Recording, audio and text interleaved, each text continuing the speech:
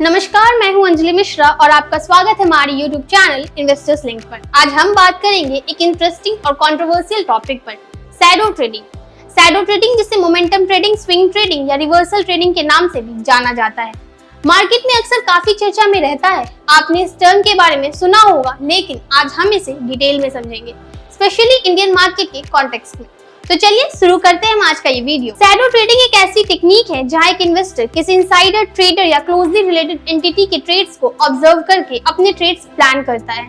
Basically ये एक तरह का फॉलो द लीडर अप्रोच है, जहां आप देखते हैं कि बिग प्लेयर्स या इनसाइडर्स क्या कर रहे हैं और उन्हें शैडो करके अपने ट्रेड्स प्लेस करते हैं।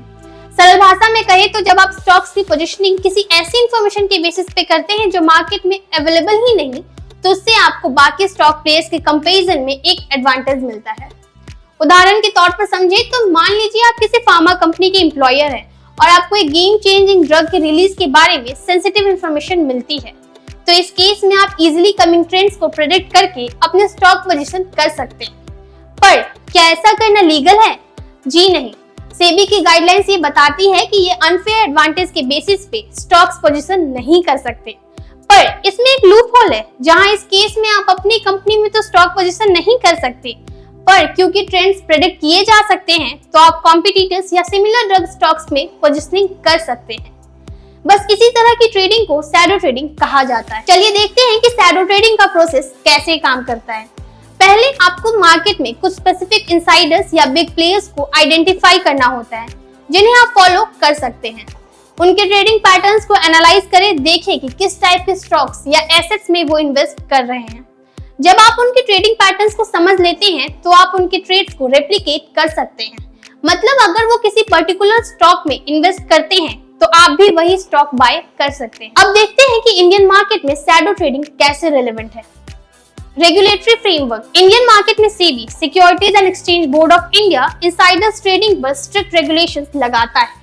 लेकिन शैडो ट्रेडिंग एक ग्रे एरिया है, क्योंकि ये डायरेक्टली इलीगल नहीं माना जाता, लेकिन इसे क्लोजली मॉनिटर किया जाता है। इंडियन मार्केट में कुछ बड़े इन्वेस्टर्स या इंस्टीट्यूशंस को फॉलो करना कॉमन है, जैसे कि अगर कोई वेल नोन म्यूचुअल फंड या इंस्टीट्यूशनल इन्वेस्टर किसी स्टॉक में इन्वेस्ट करता है, तो छोटे इन्वेस्टर्स भी उस स्टॉक में इंटरेस्ट दिखाते हैं। शैडो ट्रेडिंग में कुछ रिस्क भी इन्वॉल्व है, जैसे कि टाइमिंग रिस्क। इनसाइडर्स के ट्रेड्स को परफेक्टली टाइम करना मुश्किल होता है। इंफॉर्मेशन लैग, आपको हमेशा लेटेस्ट इंफॉर्मेशन नहीं मिलती और जब तक आपके ट्रेड करते हैं, मार्केट ऑलरेडी रिएक्ट कर चुका होता है।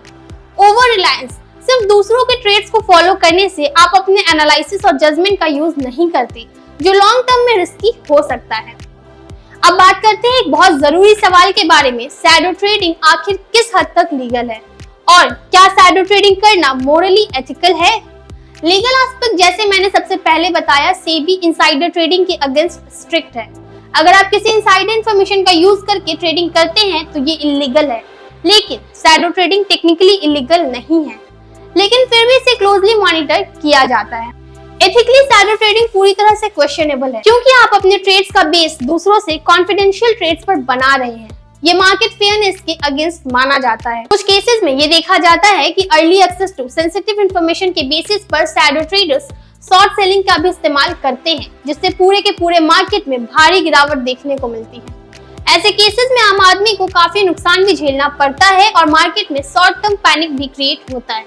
तो हर तरीके से आपको एक अनफेयर एडवांटेज देता है, जिसे एक्सप्लॉइट करना मोरली ठीक नहीं है। तो दोस्तों, ये थी detail information on shadow trading, specially Indian market के कॉन्टेक्स्ट में। उम्मीद है ये वीडियो आपको इन्फॉर्मेटिव लगी होगी। अगर आपके कोई भी क्वेश्चंस है तो नीचे कमेंट्स में जरूर लिखें और हमारे चैनल को सब्सक्राइब करना ना भूलें। मिलते हैं अगले वीडियो में, तब तक के लिए धन्यवाद।